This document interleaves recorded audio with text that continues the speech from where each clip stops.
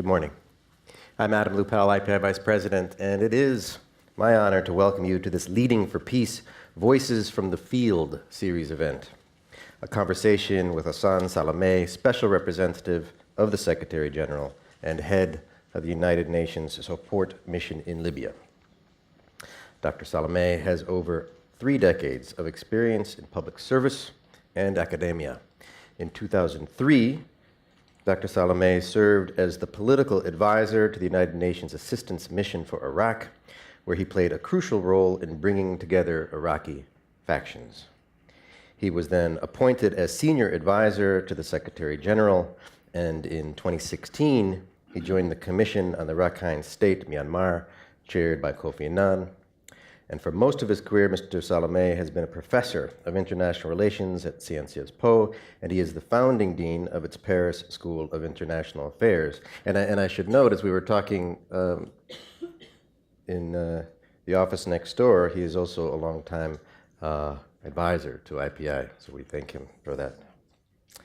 This conversation comes at a precarious moment for the people of Libya, as civilians are increasingly caught in the middle of the battle for control of Tripoli.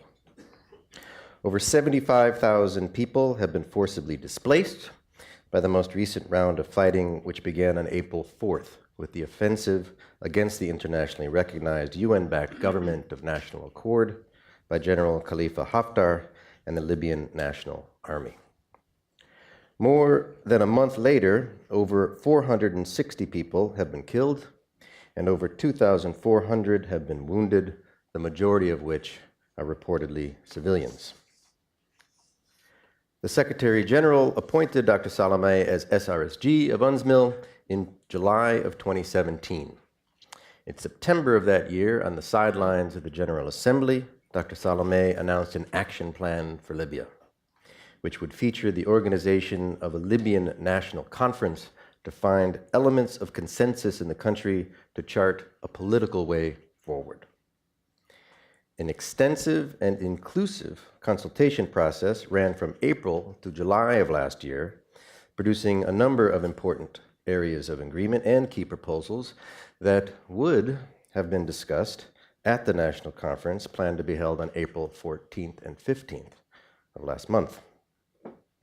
It is indeed one of the great tragedies of the recent offensive that it took place on the eve of this long-planned moment for national dialogue that had brought hope to so many, thanks to the dedication of the UNSMIL team.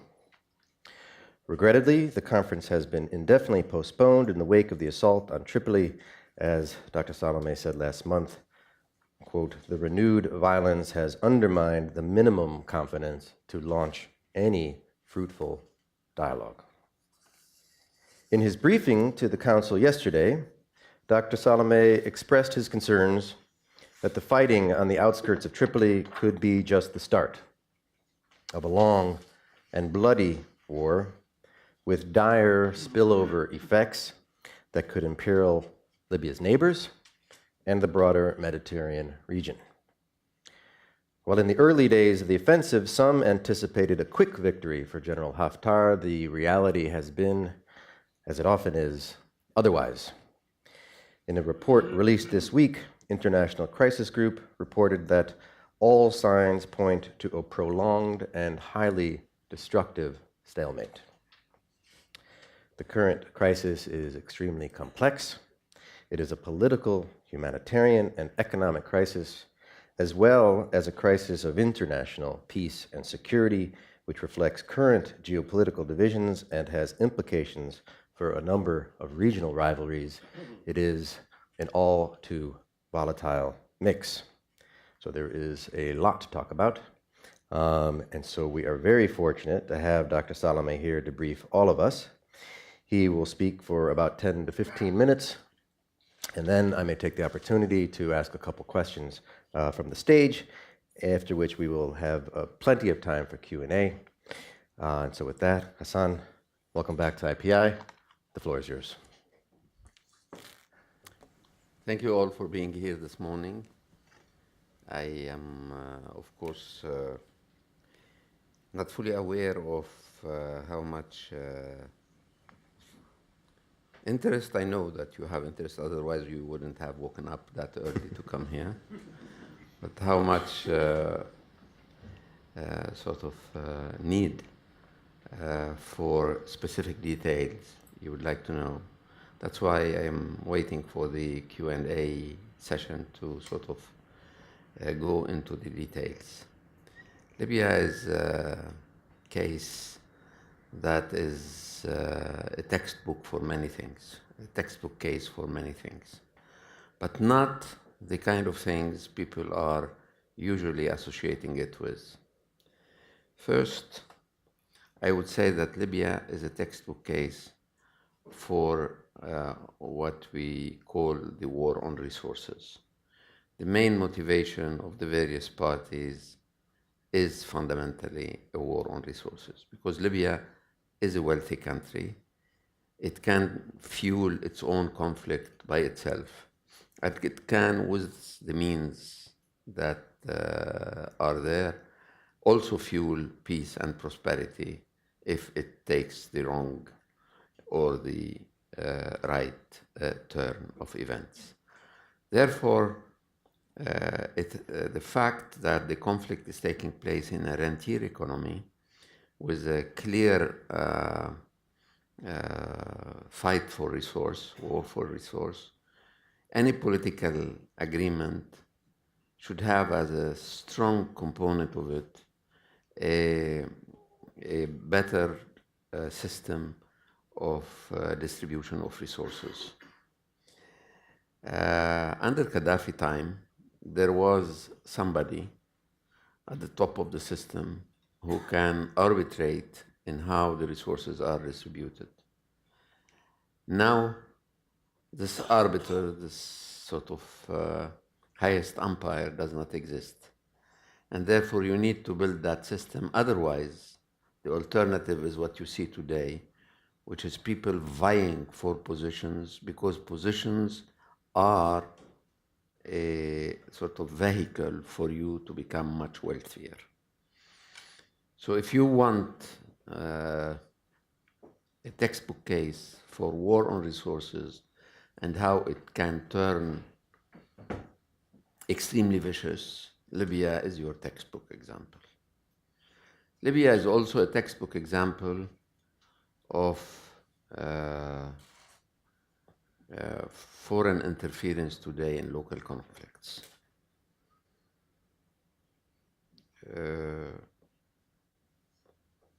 You certainly have between, I would say, 6 and 10 countries permanently interfering in Libya's problems. You have different levels of interference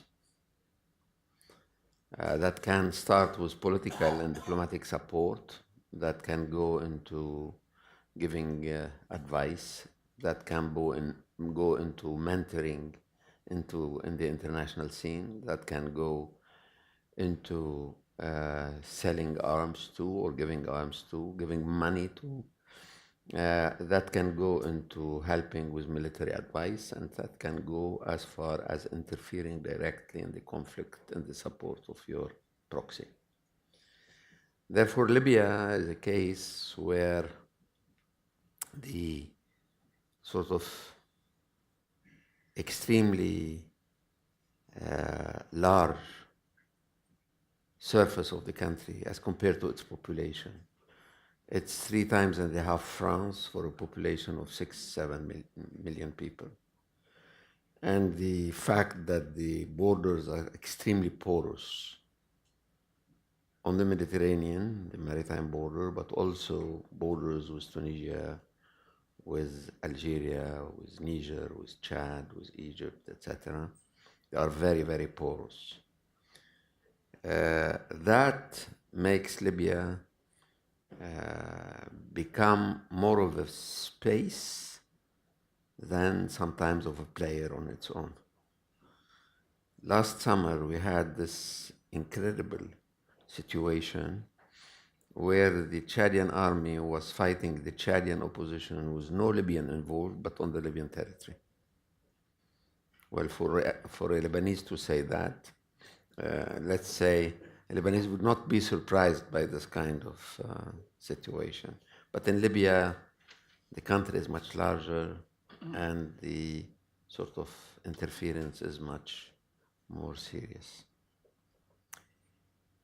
The third reason why Libya can be a textbook example is more tragic somehow. It is the fact that one should watch very carefully the very last days before a peace agreement is signed. People can come to discuss with each other, can come to accept a number of deals, but one should be extremely vigilant when you come closer in time to the sort of agreement. And this was the case in April. We had, as Mr. Lupel said, we had been able to reintroduce a lot of political fluidity to the system. We brought together all the municipalities of the country 4 times. We brought together the armed groups together. We brought together the 2 assemblies, turning one in Tobruk, one in Tripoli, turning their backs to each other so far. And we brought back also Mr. Sarraj and Mr. Haftar. That was the 6th time they were meeting each other, but it was the only productive time when they met on January 27th. So we have been bringing together all kinds of Libyans to talk to each other and to sort of be that their interaction, peaceful interaction, becomes familiar. And when the time became ripe for a sort of consecration, a sort of embodiment of this fluidity into an agreement, we announced the date of the national conference.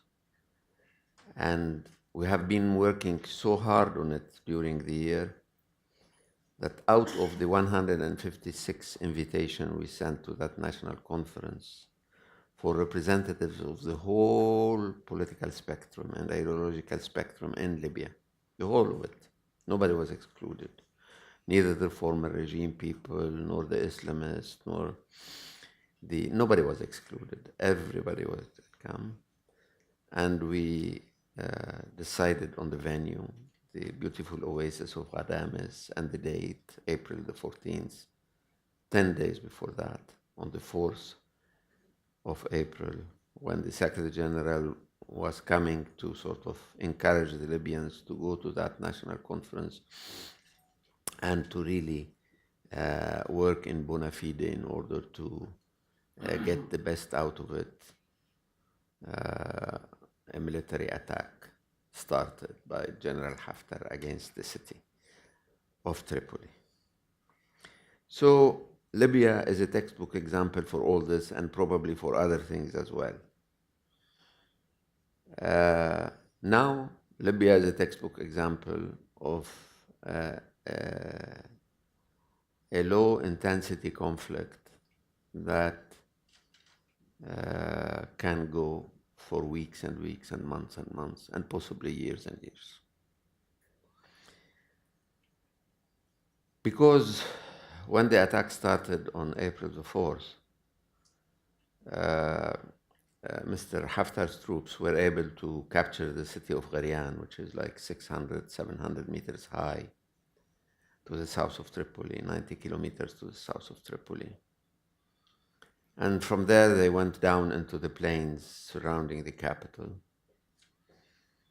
But they were stopped on the 3rd or 4th day of their attack. That is around April 8th. We are now in May 20-something. And the front line has not changed in the past 6-7 weeks. Not an inch.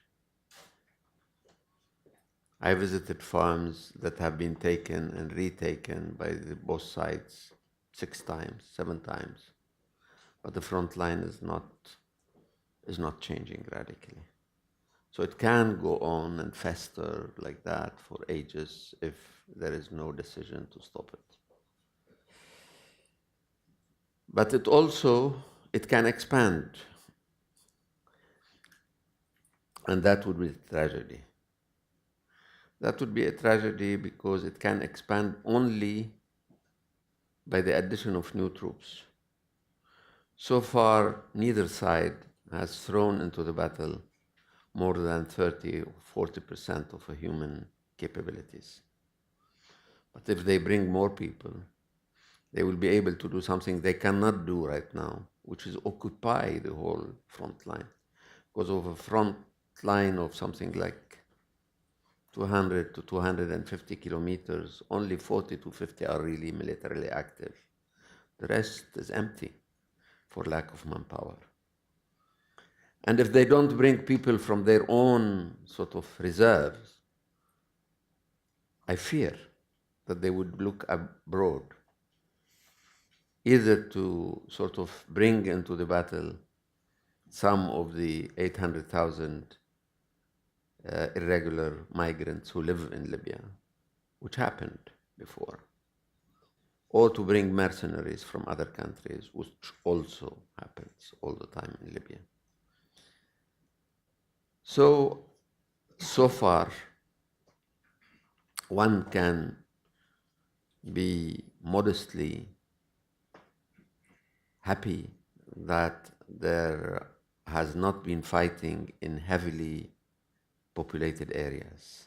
That's why the number, out of like 400 people who have been killed so far, 30 or 32 are only are civilians. But the fear is that the moment, God forbid, the fighting comes from the outskirts into the heavily populated part of the city, the figures are going to be extremely different. Therefore, we should not only contain this conflict, I think we should put an end to it, and that's what I asked the Security Council yesterday to do. I believe that this conflict is left to itself can only deteriorate and expand, and can lead to a true civil war for many months. And I hear Libyans telling me, we are resigned now for many months, possibly many years of fighting. We should tell them no. We should tell them that this is a risk you are taking for yourself, for your loved ones, but also for your neighbors, because a lot of the weapons that are now stacked in Libya, sometimes you find them in Mali, you find them in Niger, you find them in Chad, in Tunisia, in Egypt, in Sinai. So leaving this conflict festering before us is a danger for the Libyans first, but also for their neighbors and for peace and security in the wider region. Since this war started, Libya has witnessed 4 specific attacks by ISIS in less than 6 weeks. This is an average we are not used to in Libya. So I hope that also leaving this conflict fester will not also produce a higher level of terrorist activities in the country.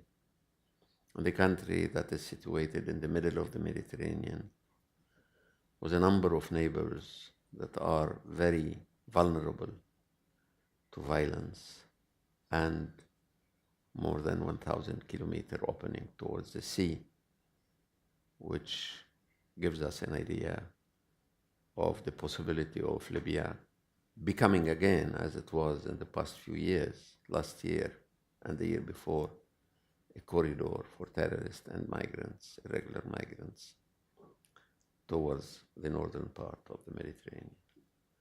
That is why, yes, we need to work in order to put an end to this conflict. I'm not sure the international community or whatever stands for this expression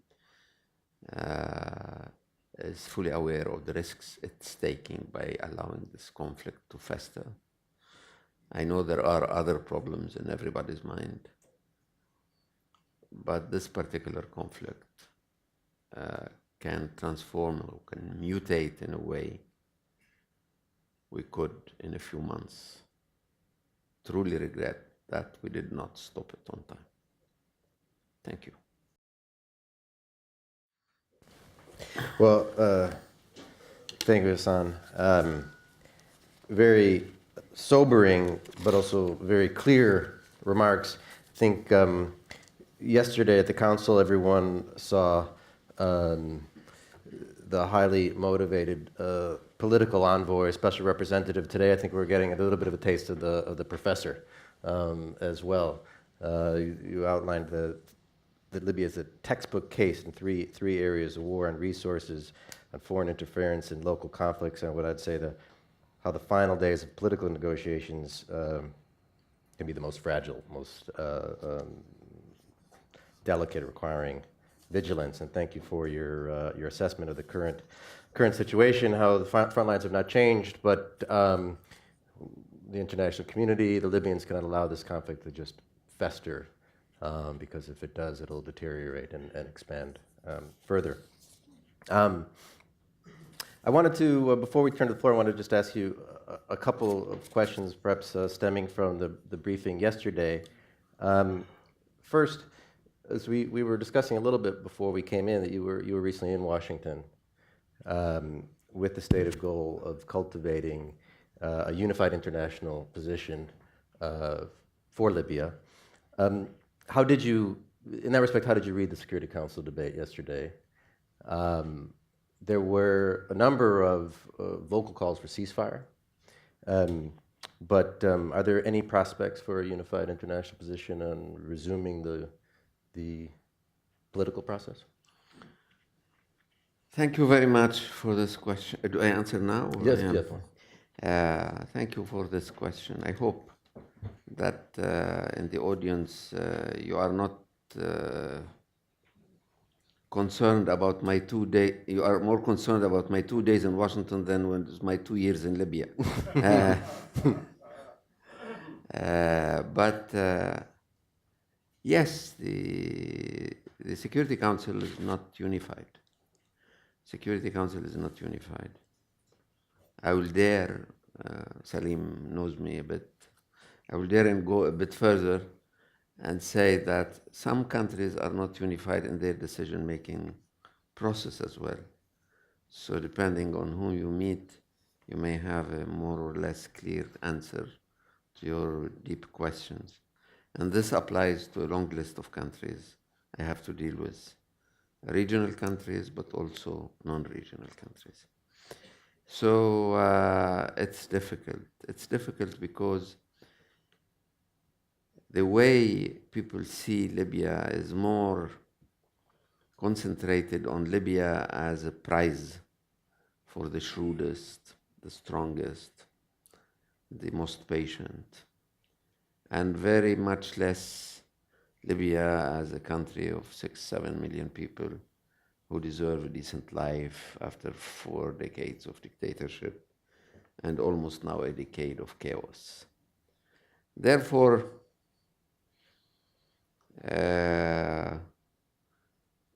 how should I put it? There is not enough of a moral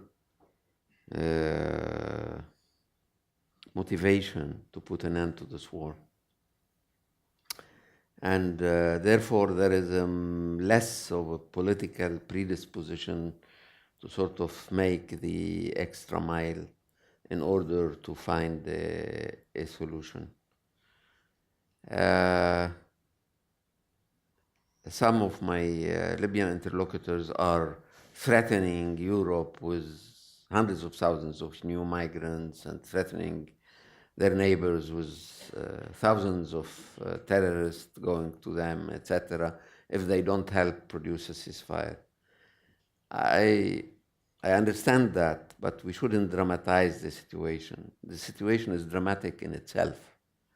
This is a country with a dysfunctional state, with a dysfunctional government we recognize as international community, with a challenge coming from a military general who is ambitious and with a stalemate, with a military stalemate on the ground. This can, for some people think, can last for a long time. And it will affect only those who are involved in this drama. My message, if I have one, to the countries in the Security Council, but also to you, is that this will not happen. You cannot contain this conflict from expanding and from becoming more vicious. In fact, the stalemate produces two kinds of feelings.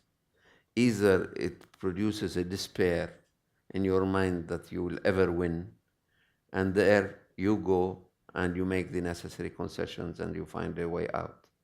Or it can produce exactly the opposite feeling.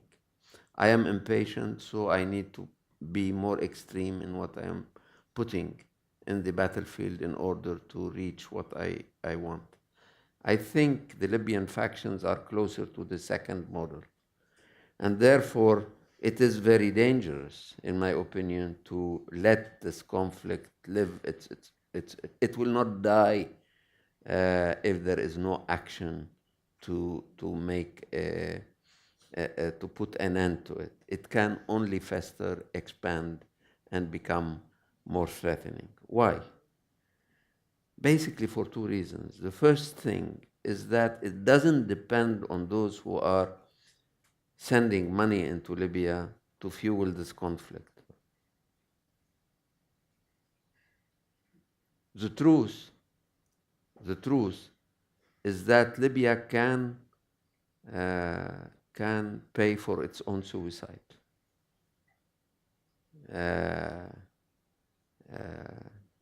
I always considered my compatriots in Lebanon as stupid enough to commit suicide with somebody else's money. The Libyans are even worse. They are committing suicide with their own money. So you don't need external fuel for this war. This war can fuel itself.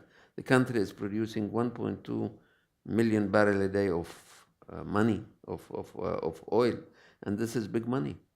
This is big money. Plus, there are mines of gold, platinum. You name it. You name it. The country is very wealthy, and so it can expand. It is not that one day one Gulf country stops paying this or that and it ends. This is not true. The conflict does not depend on financial transfers from outside. It can fuel itself. And it can also expand because some conflicts are dying down elsewhere, notably in Iraq, in Syria. I'm very worried about the possibility of some guys defeated tomorrow in Idlib, Syria, finding a shelter in a country like Libya. Libya is a large country, and it can be a shelter for people fleeing other conflicts in order to start new ones somewhere else. We have seen that in the past. We have seen that. We have seen people moving between Iraq and Afghanistan, between, I don't know, why not between Idlib and Fuqaha or something. You have all noticed that for the first time, the Caliph in his very deep wisdom has mentioned Libya among the lands of jihad for the first time. So we need to take all this into consideration. And I'm not sure, I'm not sure to answer your question after such a long diversion. I'm not sure some leading countries in this council are aware enough of the urgency of putting an end to this conflict. Yeah. And just to maybe to follow up a bit on that, then you said that the conflict does not depend on financial transfers from elsewhere, but a big topic of the conversation yesterday was violations of the arms embargo. Yes. And to the extent there's not enough motivation to restart the political process to end the conflict, Do you see any progress in trying to secure the arms embargo to avoid further escalation through the import of arms to Libya? And what kind of mechanisms would that take? This is another theme I didn't dwell on, but it's very central. I mean, the building behind us is a building whose credibility is now really at stake. We have a clear UN resolution saying arms embargo against Libya. We have a panel of experts working with the Security Council in order to sort of verify and identify those who are violating this arms embargo. Those who were violating the arms embargo in Libya were smart enough to do it quietly, discreetly. What we are attending now is a clear, blatant, televised breach of the arms embargo in order to use the violation as a morale booster for your troops. Hey, don't worry, we are getting new. So it is not only that the credibility of the UN is at stake, it is at stake. And the Security Council members should know that the Security Council is not taken seriously when not only you violate the arms embargo, but you do it in a way that is blatant and exhibitionist.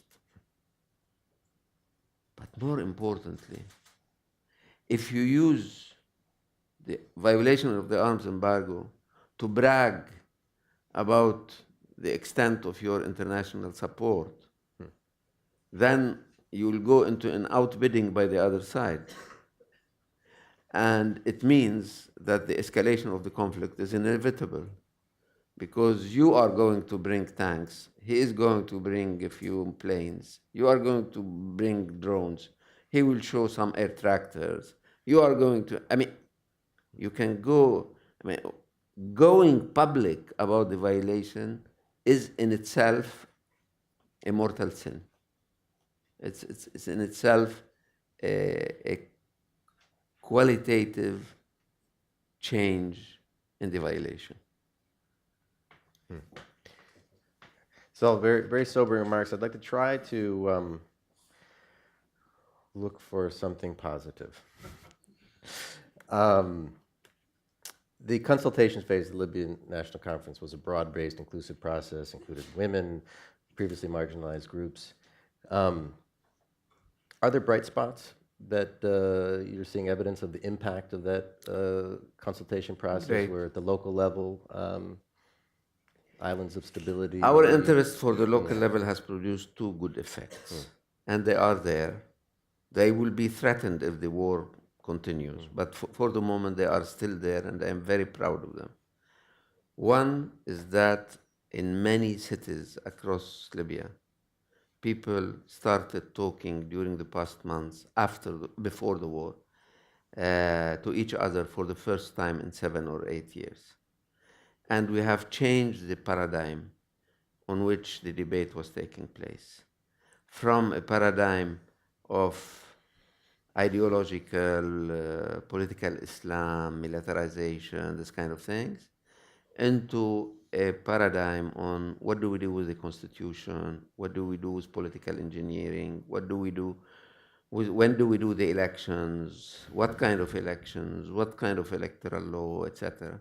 So there has been a huge paradigm change from very general and very divisive issues such as political Islam, such as the role of the military, such as etc., into more practical institution building type of debate in all these town halls. And the National Conference was to be the place, the venue, the moment where some kind of consensus that has been built across the year of consultation across the country would have been sort of made public. Unfortunately, it didn't take place because the war started, but it doesn't mean that this consensus has been thrown into the dustbin. I would say it's in the refrigerator, when the moment comes, hopefully soon, to sort of defreeze it, it is there. It is there, and it's Libyan-owned, Libyan-produced, and we know exactly what the majority of Libyans want in terms of constitution, election, referendum, decentralization, wealth distribution. These major, I would say, secular questions are, we have a much better idea what the majority of Libyans, if not all of them, would like to see. Second, it has another effect. We pushed for something that was a bit crazy when we pushed for it, but which is a very good source of satisfaction right now, which is to start with the municipal elections. So, believe it or not, in 3 days, we will have a new bunch of cities who will have municipal elections. We had another bunch 15 days ago. So far, 28 large cities. There are 104 of them in Libya. So far, 28 cities have had municipal elections despite the war. And next time, you will have large cities such as Misrata and other cities will have their municipal election. So this activation of local democracy has not stopped because of the war, and we are investing a lot of effort in it. And I'm happy to say that the 28 elections that took place were peaceful, and we will continue doing as much as we can these municipal elections between now and the end of the year, whatever happens to the war itself. So yes, on the local level, things are a bit brighter than on the national one. Great, thank you for that. And yes, we'll open the floor for questions. So we have one here in the front, and we'll take a grouping. Yeah. The microphone will be passed on, and please introduce yourself for the webcast. Thank you. My name is Abdul Hamid Sayam. I am a professor of Middle Eastern Studies at Rutgers and accredited journalist to the UN. It's always good to see you, Mr. Salamé, and I have a few questions. In Syria, the UN had been advocating there is no military solution, there is no military solution. Every UN representative said that. But as we see it now, military solution is being implemented. You said yesterday in your remarks there is no military solution to the Libyan crisis. Don't you think that some other parties to the conflict believe in military solution? The second, I mean, the UN had been trying to approach Mr. Haftar, and then when you met with him in France, he came out and he gave sarcastic comments about Sarraj. And even the Secretary General met him on the 5th of April, just one day after he started the attack. Why the UN had tried to give him some legitimacy when there is one legitimate government in Libya? And the last but not least, in your experience in Iraq, you have a very bitter experience, as you know. What lessons you brought to Libya from that tragic experience in Iraq? Thank you very much.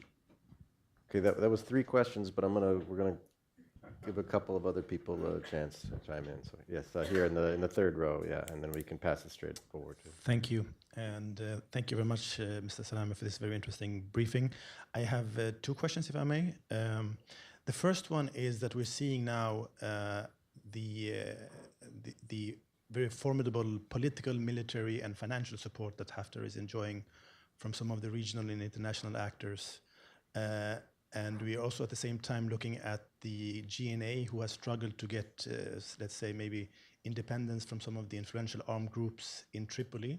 But he's also receiving support from his backers. And I think that these states by now is pretty well known for the international audience. Do you think that in this regard, with everything that's happening on the ground, the regionalization or perhaps internationalization of the conflict, that these 2 actors are still capable of delivering peace?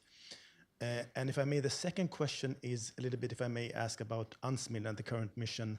There's a lot of talks about the challenges that you are facing today and the risk of a mission being evacuated. If that is that a real risk? And if so, would the mission still be able to deliver and support the process while not being in Libya, given how much that will undermine the trust of the Libyan people? Thank you very much. Yep, just one more we'll have here. Thank you, Adam. Thank you, sir, for this presentation. I have two questions. The first one has to do with the proposed AU-UN roadmap, actually, to address the situation in Libya, which came up regularly from Addis Ababa. But when listening to you, of course, the problem is much broader in terms of how to resolve it. But it seems to be a stumbling element of ways of bringing the international community together on a solution to the Libya crisis. And as you rightly said, the building behind you is actually at a particular juncture now of losing its credibility on several crises. One of them is also Sudan, because now we see most of the same stakeholders involved in Libya are now also pulling the strings on the Sudan crisis.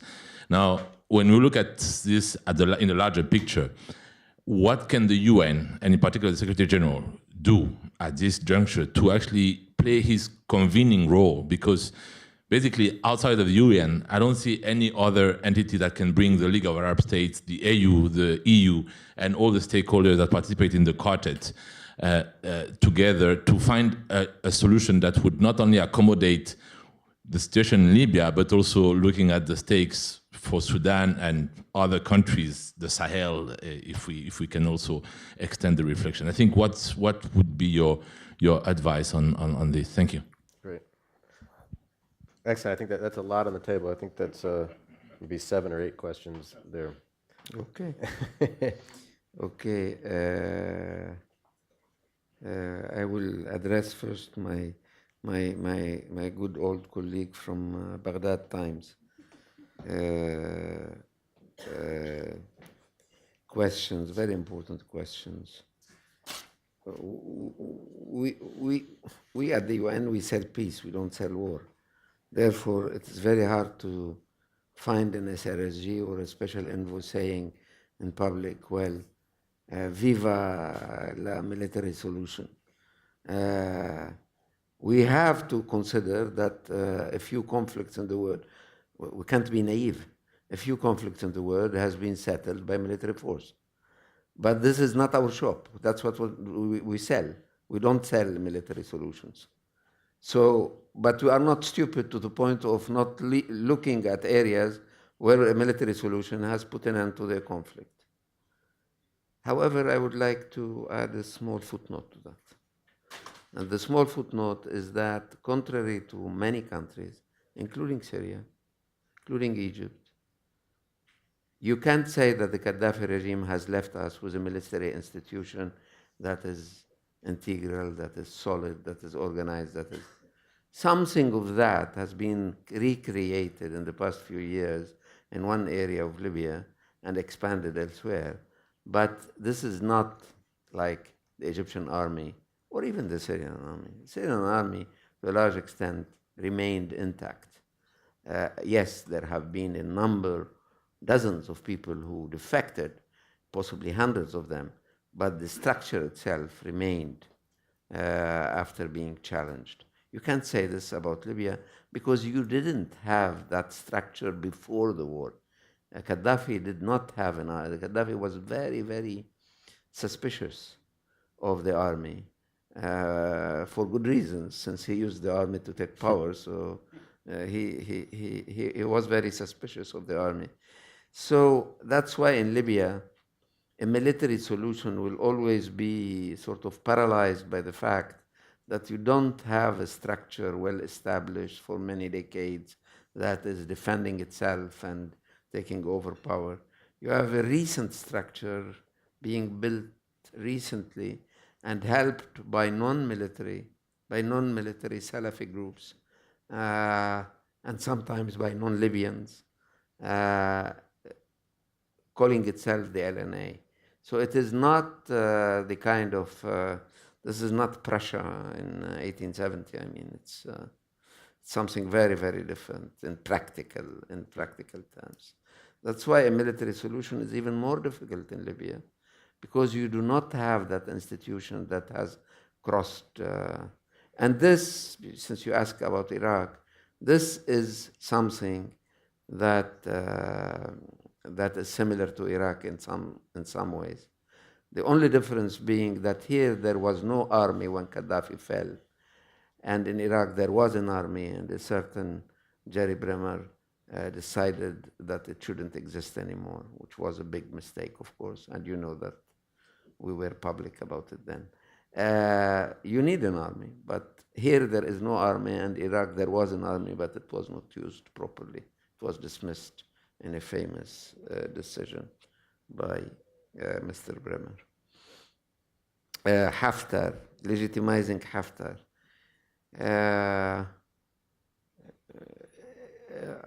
Of course, we recognize only one government. That's why you haven't seen my photograph or the SG photograph with any member of the cabinet based in Baida, Mr. Thinney's government, etc. Now, Haftar is a phenomenon you cannot ignore. You cannot ignore. I mean, if you are looking for a peace formula, you cannot ignore somebody who is not in control, but who is, to a large extent, the largest influence over like 75% of the territory. Not of the population, not of the population. Most of the population is outside his realm until now, but of the territory, yes. And certainly 70 or 75% of the oil fields, and certainly a lot of the Mediterranean coast. So you cannot say he doesn't exist, I don't want to deal with him. That would be unrealistic. But it doesn't mean that you recognize in him any kind of... In fact, on paper, Mr. Sarraj and Mr. Haftar complement each other. One has the power and the other has the legitimacy. In reality, they are very different, and it's very, very difficult to bring them together on something that is acceptable. Because probably Haftar is too strong for people to sustain his ambition, and Sarraj is possibly a bit too weak to stand up to that. That's my friend from Iraqi Times. To what extent what is happening in Libya is regional or not, or it can be regionalized, the question you asked. This is a very important question in the diagnosis you have of the conflict. In fact, like any conflict, you have a dose of local interpretation of some more general conflict and some sui generis factors. I give you one example of each. Libya is not Lebanon, Libya is not Yemen, Libya is not Somalia, Libya is a rentier economy. And that has a huge effect on the conflict, on the targets of the fighting, on the centrality of wealth distribution question, on the fact that foreign interference has less effect because people can fuel their war with their own money. I mean, it has a huge... This is very typical Libyan. But on the other hand, Libya is also a place, as you said, concerning Sudan, where the general conflict on the future of political Islam that is dividing the Muslim world is also fought. And it's fought by the same players. In Libya, mainly by Turkey and Egypt. It is fought, and it has its local resonance, and you cannot... So like any conflict, the conflict in Libya has a few sui generis, local, domestic characteristics, but is also a local interpretation of some more general, some more regional trends that are... Another trend that is now regional is basically to put people before a horrible choice. What do you prefer in architectural terms? A mosque or a barracks?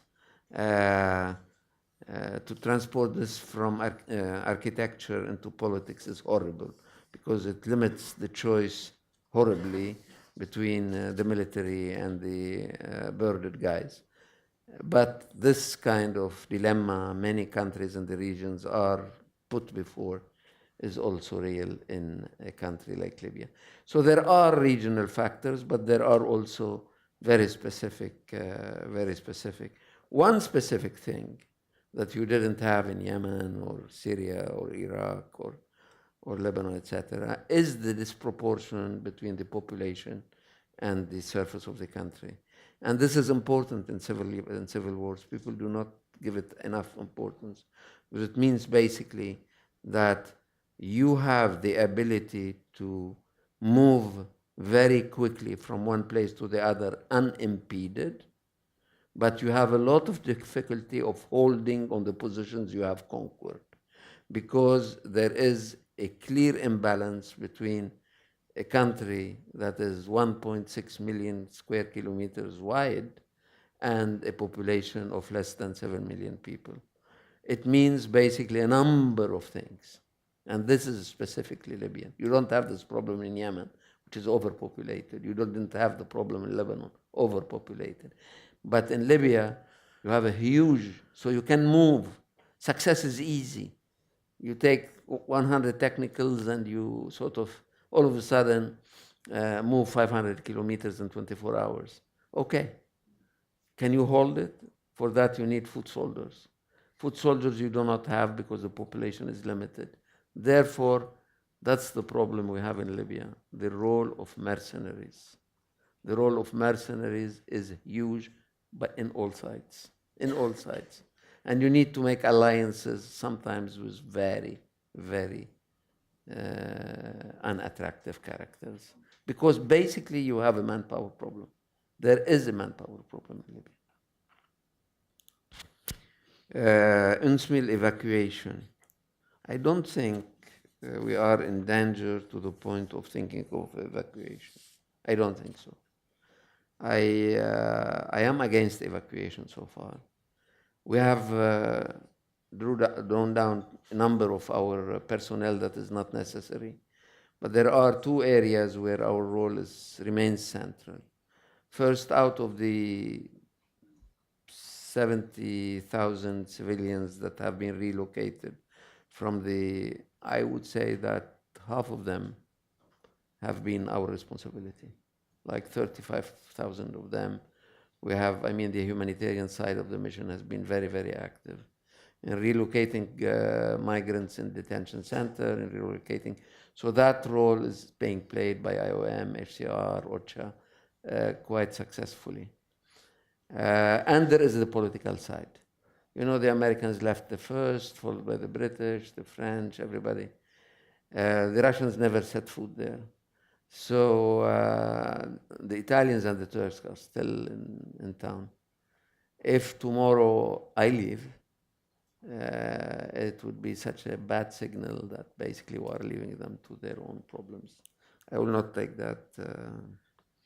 The roadmap you spoke about and the SG convening role, and that's true. Multilateralism is in a deep crisis. And let me tell you something that will not please everybody in the room, possibly.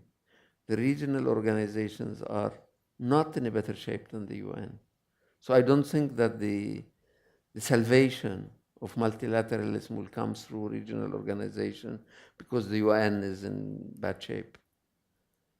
This is the professor talking, not the SRSG. So I'm using the scholar's privilege rather than the SRG constraint. Let me tell you one example. The EU wants a roadmap. I'm sorry. There is not a single man from the EU present in Libya. Zero. Mr. Shergi visited for 2 days. Mr. Fakki visited for 2 days.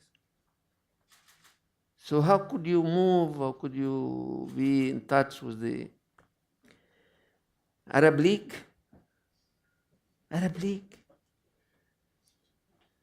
They had a meeting recently. Libyans wanted to have their case put on the agenda. 8 countries, and not the smallest ones, opposed it. They didn't discuss Libya at all. So I am very frustrated with my organization, but I'm not fascinated by regional organizations. But this again is the professor talking. Great, great. Yes, Jeffrey, please. Laurenti, Mr. Salamé, if you could first give us a sense whether in Libya the ancient monuments, the UNESCO World Heritage Sites, let's say, that are marked as in danger, have actually yet been the target of any particular factions, the way, let's say, in Syria, ISIS had gone after Palmyra and other historic sites. And what are the areas in which UN people have been able to operate and what areas they haven't?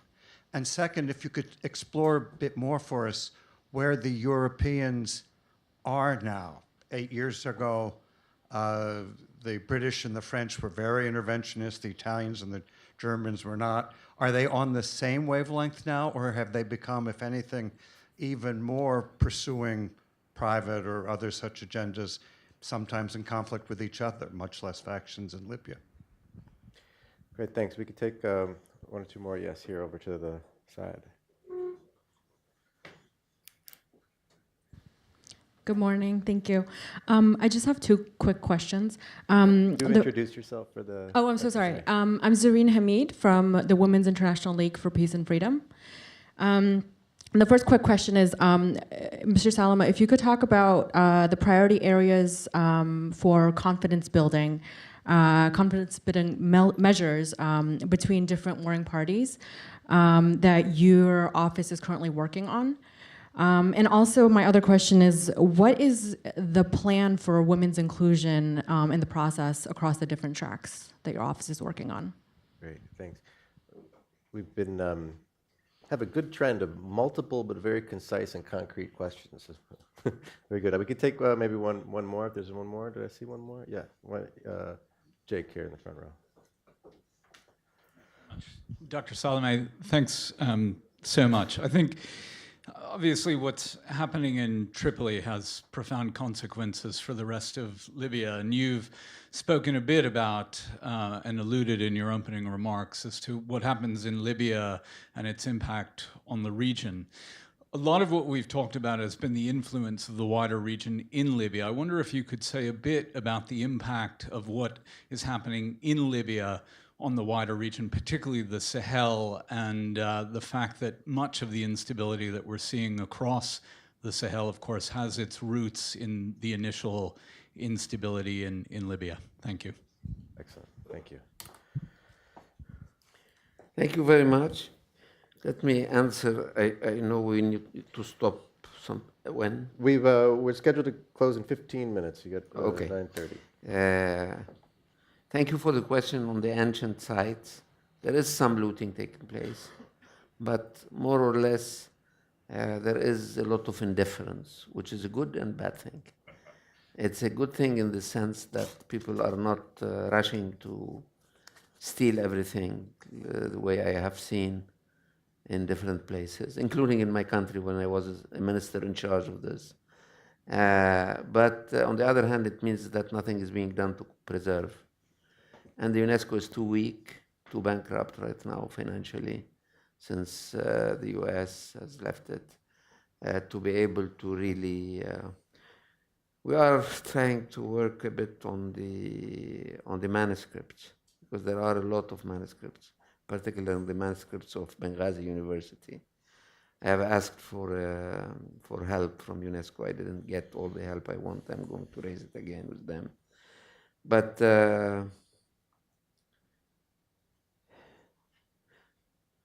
there is a very...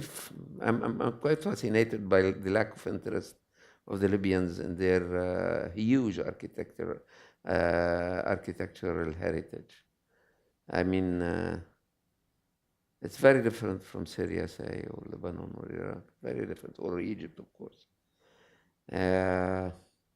But one day, they will know the values of Sabrata and Sirene and other places. But fortunately, this indifference has good effect as well. Europeans, they have come together last Monday, 10 days ago, into a common statement that is okay.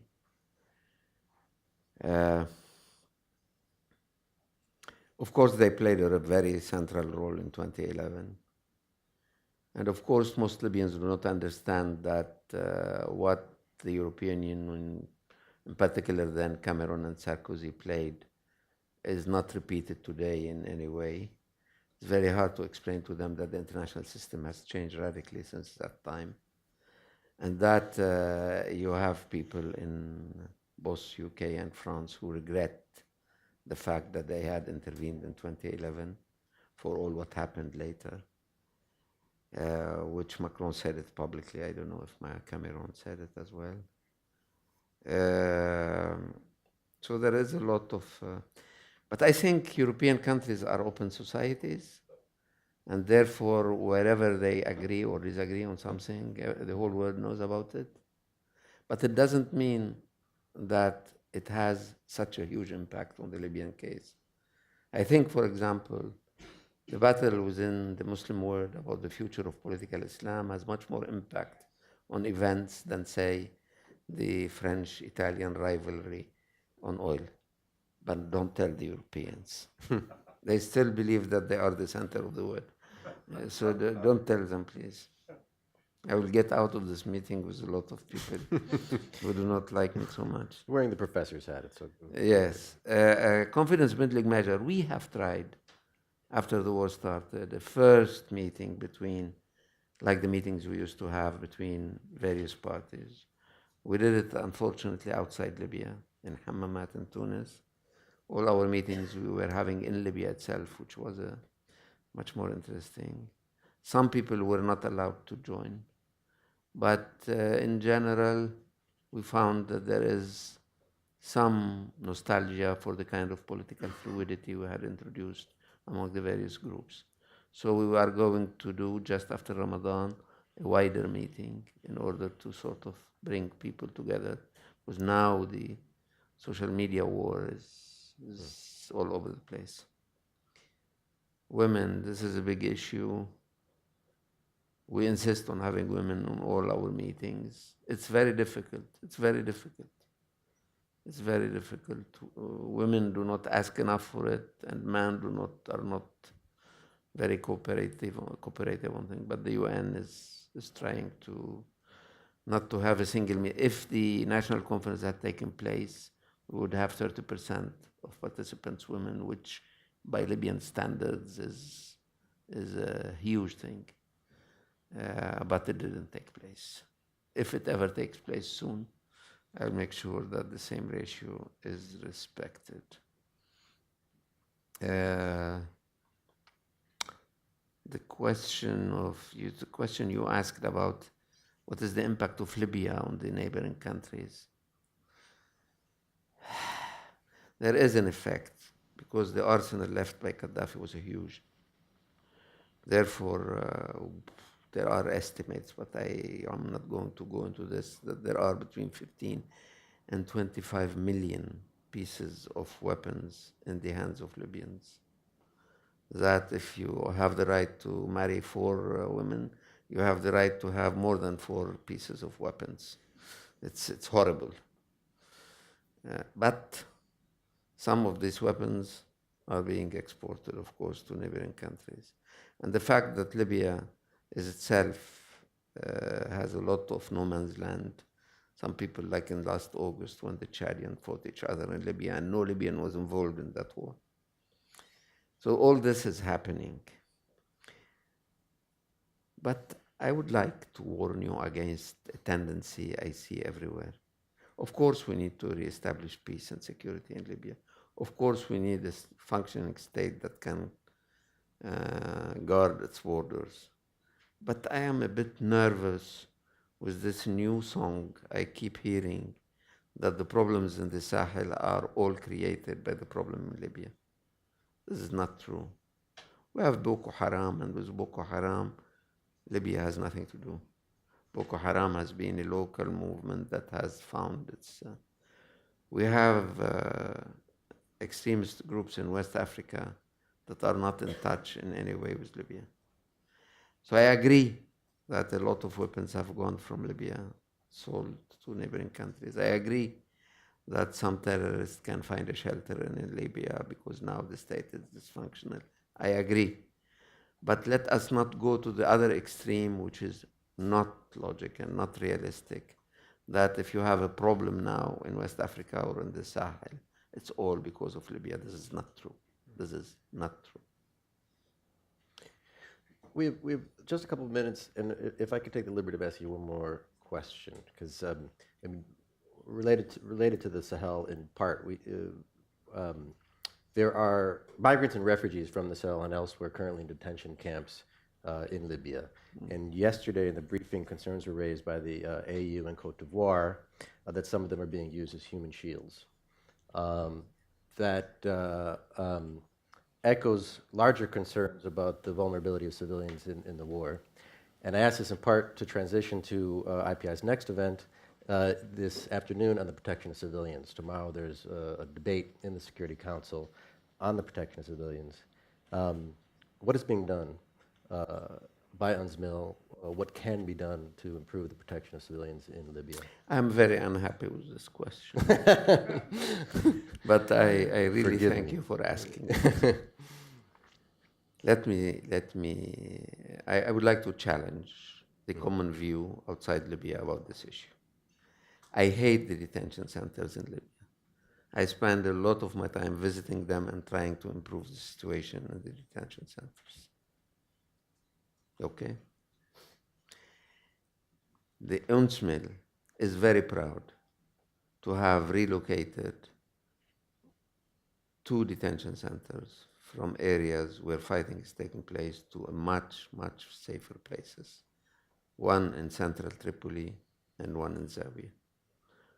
And we used humanitarian truths that were not accepted formally but were practiced by the belligerents to move these detention centers, including all the occupants of the detention center visited by the Secretary General during his stay in Libya on the 4th of April in Ain Zara.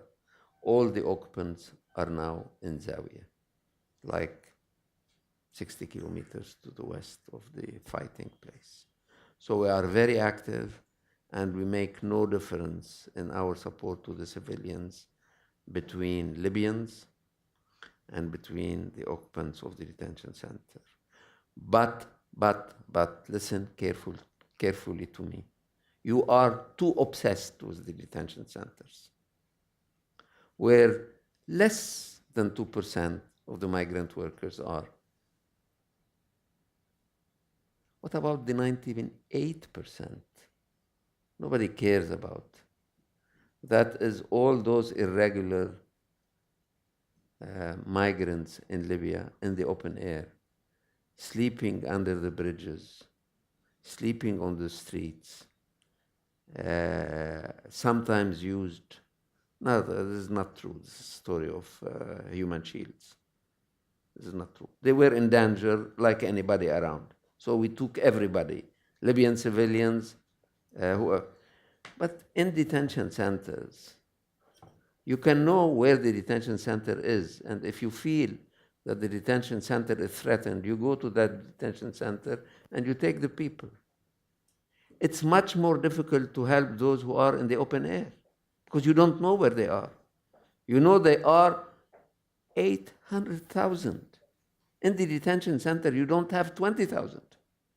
So every minister I receive in Tripoli wants to have his photo in the detention center. Okay, come.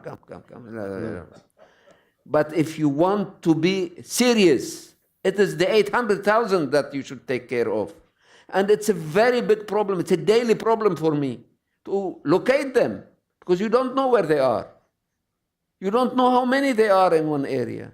You don't know where they are sleeping. So the detention centers are horrible, but at least you know where they are, and you can go and take them if they are in danger. Wherever I go, everybody asks me about the detention center. I'm still here with that. I take care of the detention center, but guys, the real issue is not there. The real issue is the 800,000. Some of them are being recruited by the militia to fill sandbags. At least in the detention center, they can't go into there. So the life in the detention center is no good, and they should be closed one day. But somehow,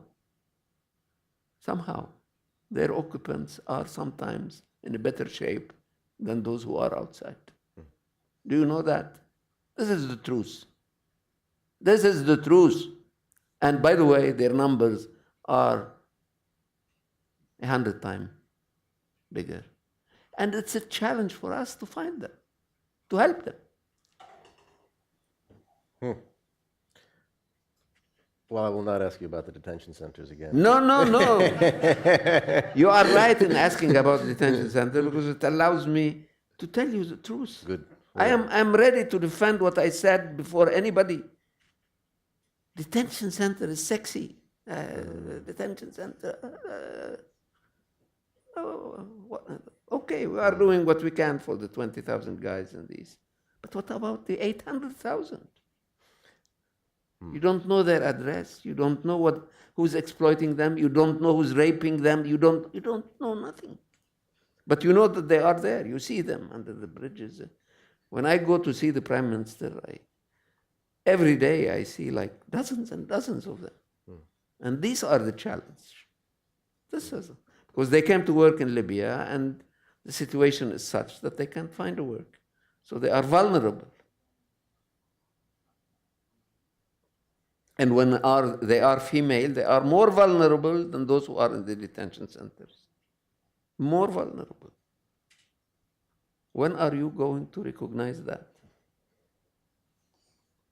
Great, thank you. I think this final exchange really is an example of your frank character, and I really appreciate your remarks and also your commitment. It's clear the passion shows your commitment to protect the people of Libya and everyone in current Libya. I think you have your work cut out for you.